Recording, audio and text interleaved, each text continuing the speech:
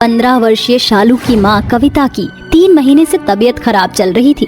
शालू अपनी मां के लिए थाली में खाना लगाकर लाती है और कहती है, माँ चलो उठो, और कितना सोगी, खाना खा लो, फिर दवाई भी खानी है। माँ मैं स्कूल से आ गई। देखो, माँ के ऊपर निबंध लिखने पर मुझे मैडम ने गिफ्ट दिया। अरे माँ जागो ना, इतना कौन सोता है। माँ माँ सुनो ना, माँ उठो, आप आंखें क्यों नहीं खोल रही, कुछ बोल क्यों नहीं रही हो। माँ आप हमें ऐसे छोड़कर नहीं जा सकती माँ।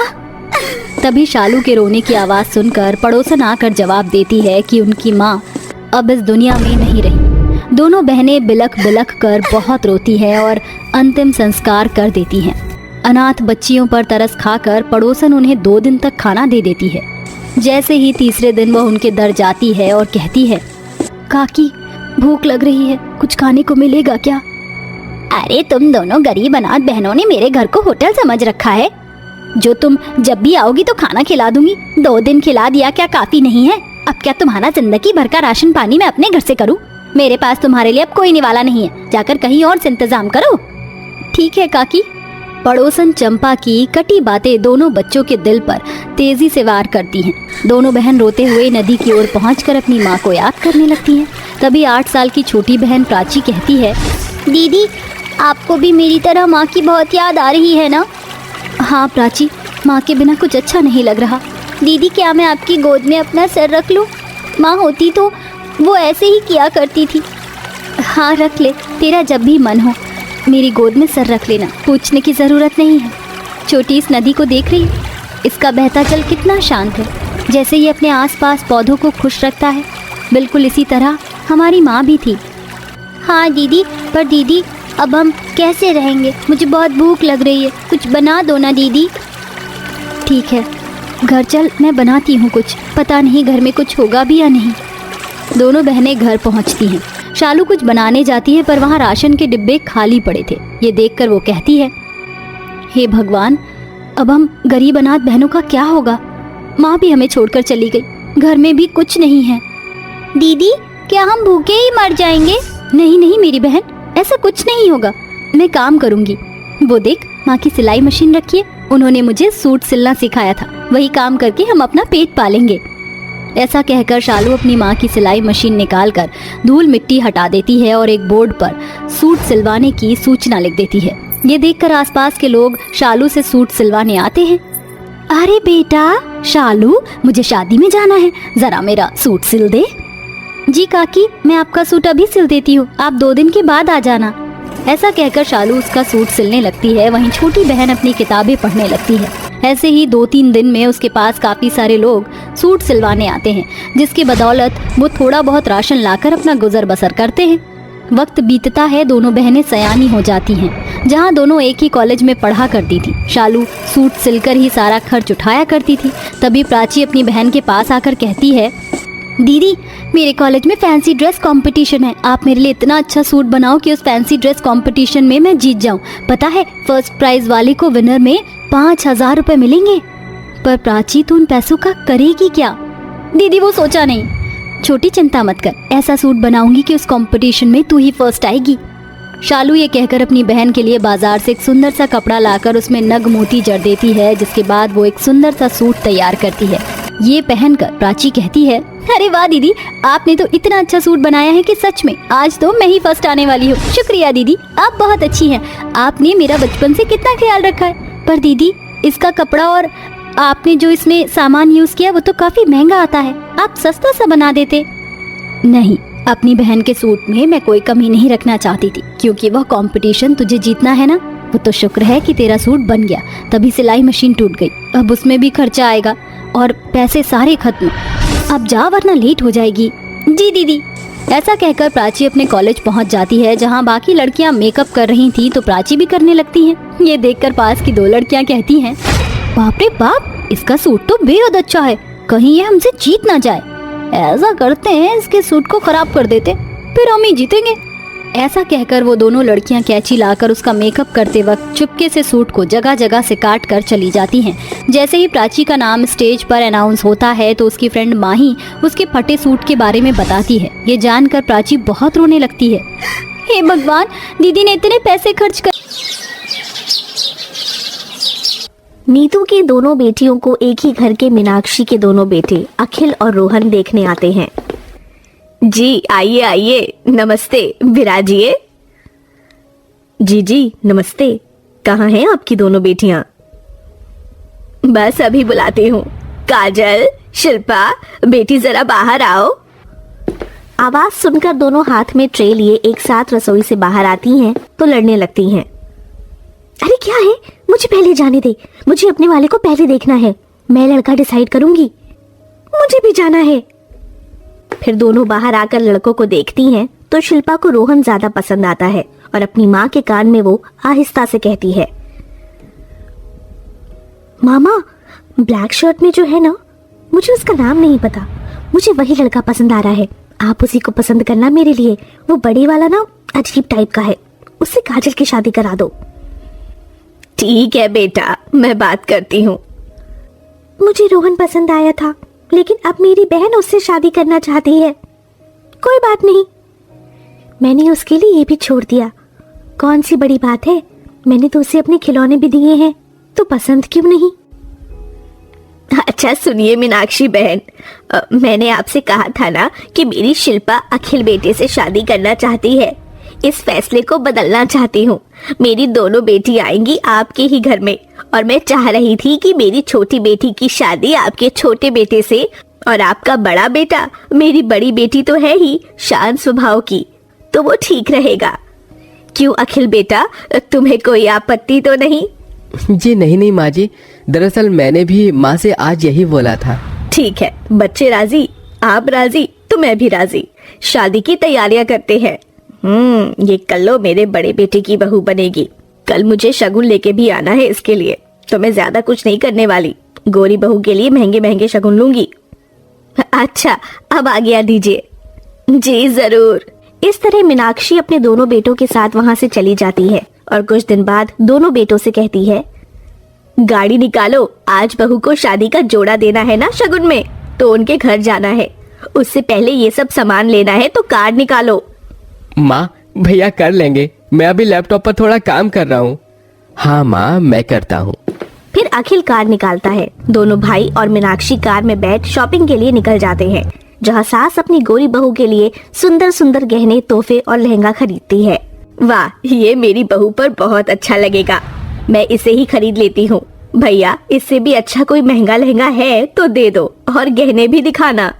जी ये पूरा सेट लीजिए, दुल्हन के जोड़े का पूरे 2 लाख का है। दुल्हन की 2 जोड़ी चुन्नी, लहंगा, गहने, चूड़ा, सैंडल सब है इसमें। अरे बढ़िया है ये, और एक सस्ता सा थोड़ा लाल गुलाबी भी दिखाओ। ये लीजिए, ये 20,000 में आपको सब मिल जाएगा। ये ठीक है, उस काली चाय पत्ती के लिए। माँ, ये कितना महंगा और एक सस्ता, ये किसके लिए है? हाँ माँ बताओ ना। अरे वो कल्लो माई, मतलब काजल, अखिल तेरी मंगेतर के लिए मैं ये ले रही हूँ, क्योंकि वो काली है, उस पर महंगी चीज क्या ही जचेगी, ना मेकअप दिखेगा इसलिए, पर गोरी बहू पर तो सब जचेगा, इसलिए महंगा वाला उसके लिए। माँ, आपको दोनों के लिए बराबर करना चाहिए। खैर चलिए, लेट हो रहा है।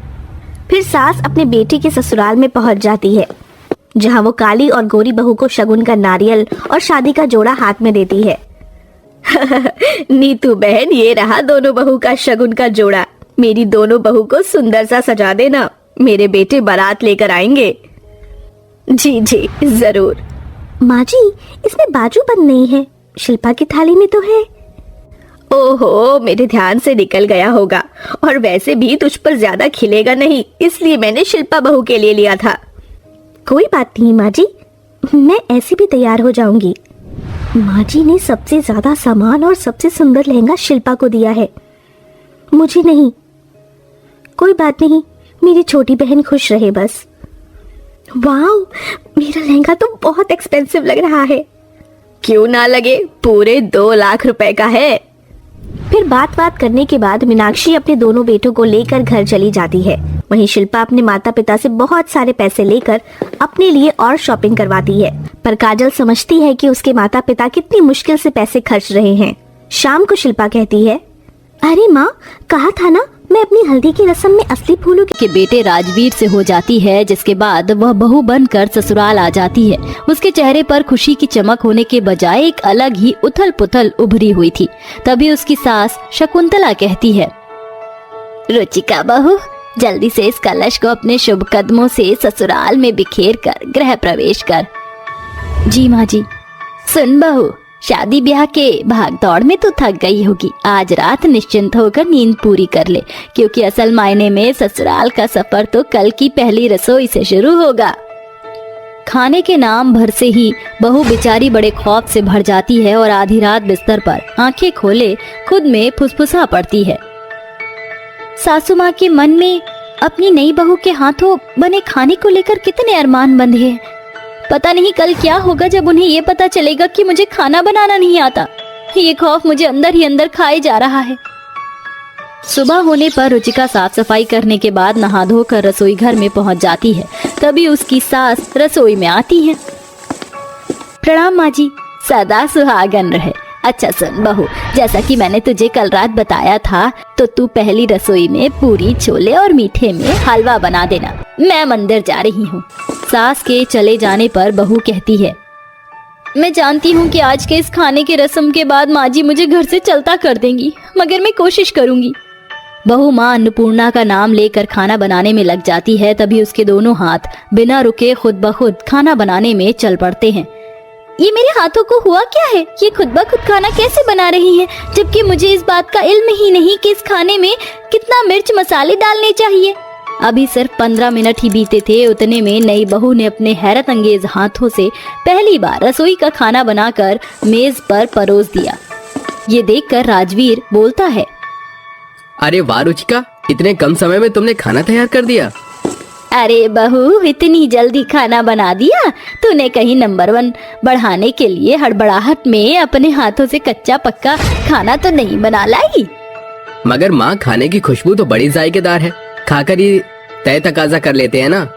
फिर बहू अपनी सास और पति को खाना परोसती है, जिसे खाकर सास अपनी बहू के हाथों की वाहवाही करते हुए कहती है, अरे वाह बहू, तेरे हाथों में तो जादू है।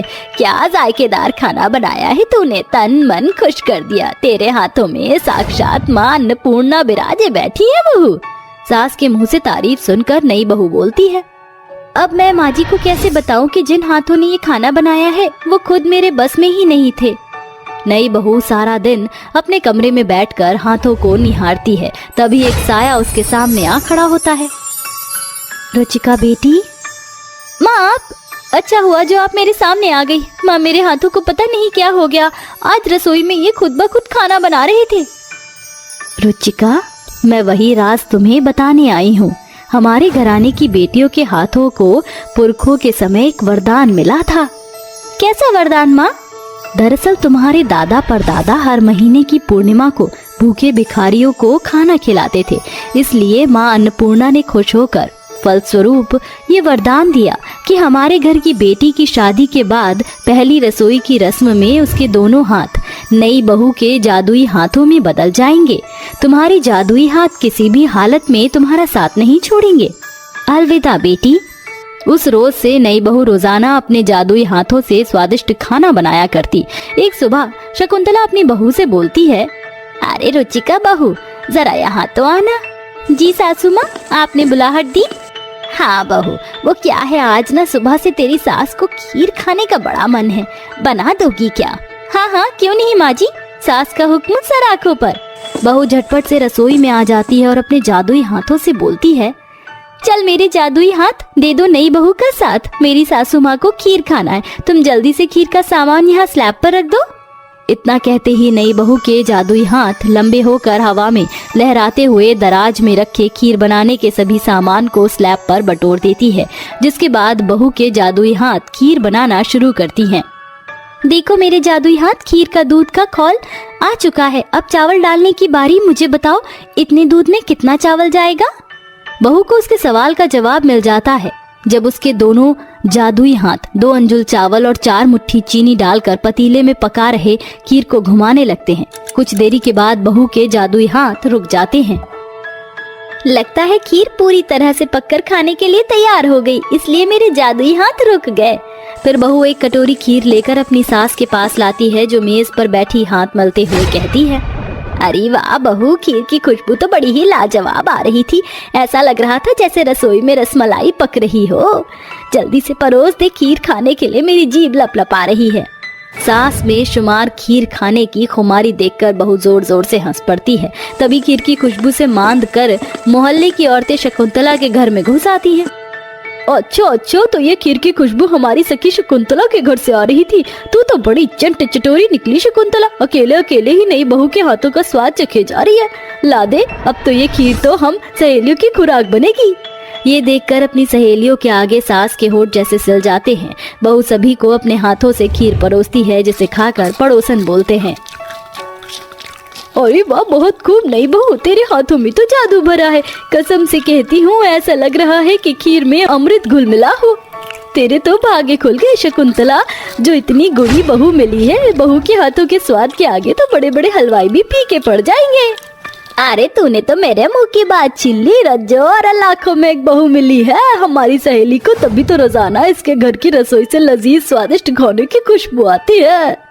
ऐसे ही दिन बीतते हैं। नई बहू अपने जादुई हाथों से सास की हर एक पूरी पकवान खाने की ख्वाहिश को मिनटों से पहले पूरा कर देती। फिर एक दिन राजवीर रात को जब घर लौटता है तो अपनी बीवी से बोलता है, रुचिका, तुम्हें पता है, तुम जो मेरा टिफिन देती हो ना, ऑफिस का सारा स्टाफ मिलकर उसे सफा चट कर जाता है। इसलिए कल मेरे सीनियर शैलेश सर हमारे घर आ रहे हैं। उन्हें तुम्हारे हाथों का बना इंडियन कॉन्टिनेंटल खाना चखना है। क्या तुम बना पाओगे?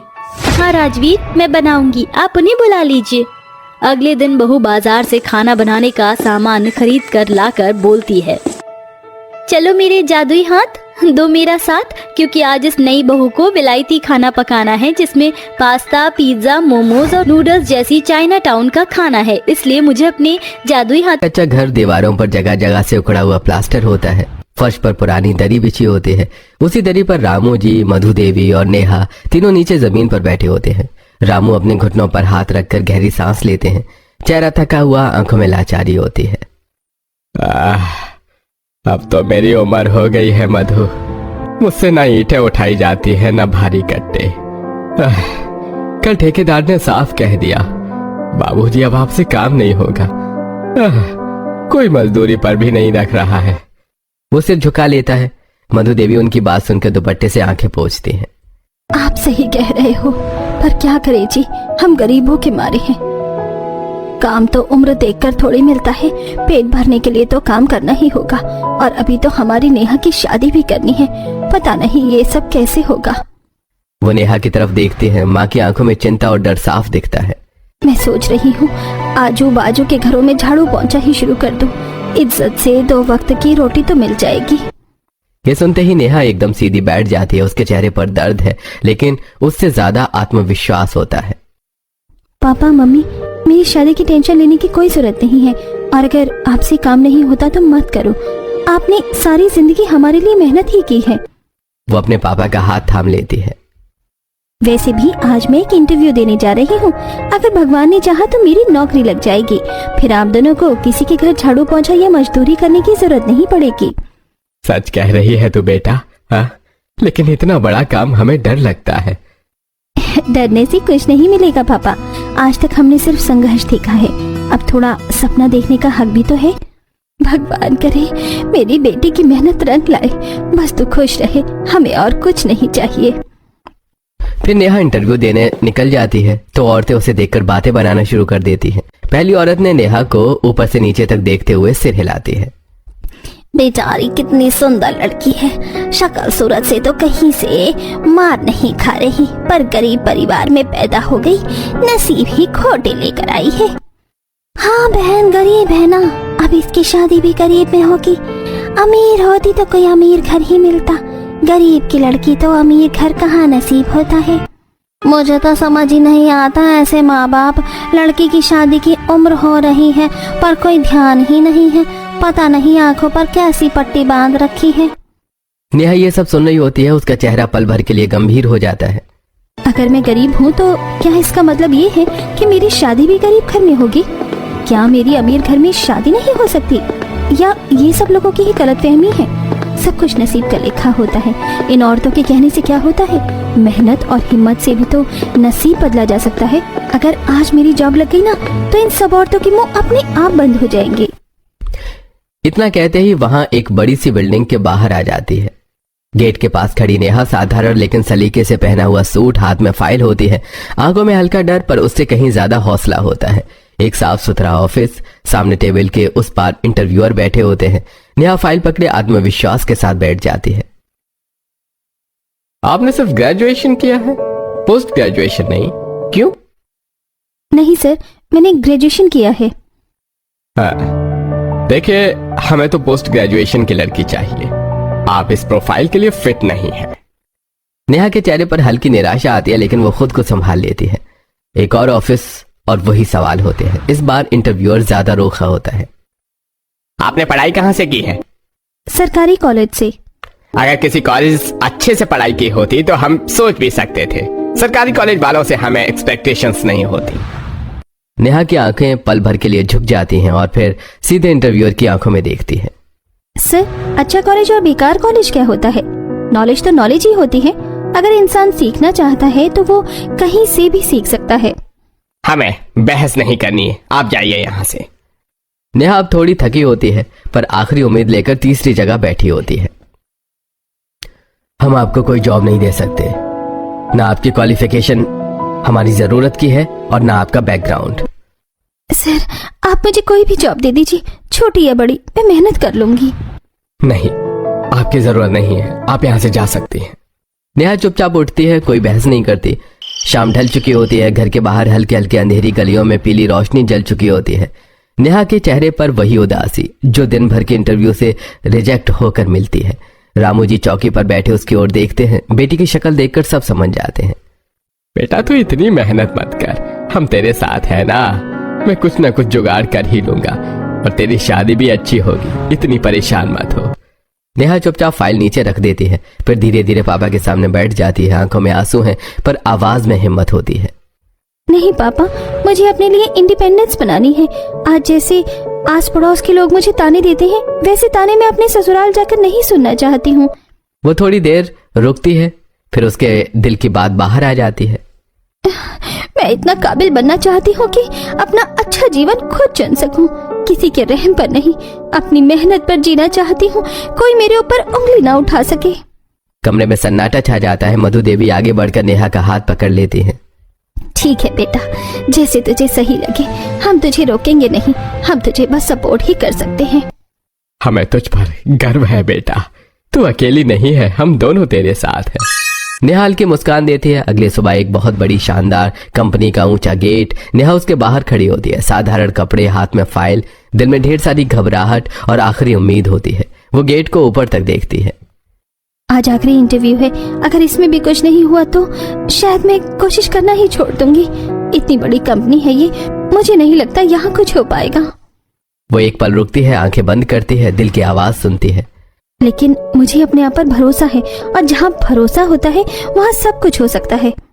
वो झुककर धरती को छूती है, मिट्टी को माथे से लगाती है, माँ बाप का आशीर्वाद की तरह।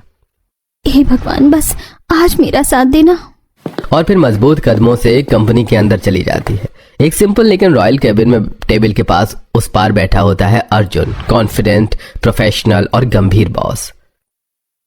बैठिए नेहा जी, इंटरव्यू शुरू करते हैं। सवाल शुरू होते हैं और एक के बाद एक।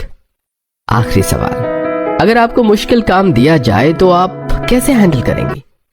सर, मैं काम को छोटा बड़ा नहीं देखती, मैं पहले उसे समझती हूँ, फिर पूरी जिम्मेदारी से करती हूँ। अगर आपसे सीनियर गलत हो तो? सम्मान के साथ अपनी बात रखूंगी, क्योंकि सच कहना भी प्रोफेशनलिज्म है। नेहा के हर जवाब में आत्मविश्वास, हर शब्द में ईमानदारी होती है। अर्जुन ध्यान से सुनता है और हल्की मुस्कान उसके चेहरे पर आ जाती है। अर्जुन फाइल बंद करता है। नेहा जी, आपका कॉन्फिडेंस आपकी क्वालिफिकेशन से कहीं ज्यादा बोलती है। पहले ही आपकी डिग्री कम है लेकिन आपका आत्मविश्वास बहुत बड़ा है। मैं आपका सिलेक्शन करता हूँ। Thank you so much sir. मुझे पहले कई कंपनियों ने मुझे रिजेक्ट कर दिया, कहते थे कि मेरी क्वालिफिकेशन कम है, पढ़ाई अच्छे कॉलेज से नहीं हुई और मैं सरकारी कॉलेज से पढ़ी हूँ। पढ़ाई तो पढ़ाई होती है, चाहे कहीं से भी की हो। हमें किसी को उसके कॉलेज से नहीं, उसके काबिलियत और सोच से जज करना चाहिए। मुझे आपका कॉन्फिडेंस बहुत अच्छा लगा, आप कल से ज्वाइन कर सकती हैं। Thank you so much sir, आज आपने मेरे भरोसे को जीत में बदल दिया। नेहा तेज कदमों से घर की ओर बढ़ती है, चेहरे पर मुस्कान होती है। अगले दिन से नेहा कंपनी ज्वाइन कर लेती है। नई कुर्सी, नया सिस्टम, नई जिम्मेदारियां और चेहरे पर सीखने की सच्ची लगन होती है। हर सुबह जब नेहा काम में डूबी होती, अर्जुन उसके डेस्क के पास से गुजर रहा होता है। Good morning Neha. Good morning sir. कभी कभी उसके डेस्क के पास अर्जुन रुक जाता है। काम समझ में आ रहा है? किसी चीज की जरूरत हो तो बताइए। धीरे धीरे ये छोटे छोटे पल लंबी बातचीत में बदलने लगते हैं। काम के साथ साथ नेहा और अर्जुन की अलग से बहुत बातें होने लगती हैं। एक दिन अर्जुन कुछ सीनियर एम्प्लॉइज की बात न मानकर एक बड़ा प्रोजेक्ट साइन कर देता है। शुरुआत में सब ठीक लगता है, लेकिन अचानक मार्केट गिर जाता है। कंपनी को भारी नुकसान होता है, प्रोजेक्ट भी हाथ से निकल जाता है। ऑफिस में फुसफुसाहटें तेज हो जाती हैं। सर, ये सब आपकी वजह से हुआ है। हम सबने पहले ही मना किया था कि ये प्रोजेक्ट मत लीजिए। अब कंपनी को लॉस हो गया है, हम कैसे काम करें यहाँ? धीरे धीरे 3-4 एम्प्लॉई नौकरी छोड़कर चले जाते हैं। ऑफिस का माहौल स्ट्रेस से भर जाता है। अर्जुन अपने केबिन में अकेला बैठा होता है। टेबल पर फैली फाइलें, आंखों में थकान और बेचैनी होती है। क्या सच में मुझसे बहुत बड़ी गलती हो गई? उसी समय नेहा चुपचाप केबिन में आती है। कुछ नहीं कहती, बस सामने कुर्सी पर बैठ जाती है। कुछ देर बाद अर्जुन बोल पड़ता है।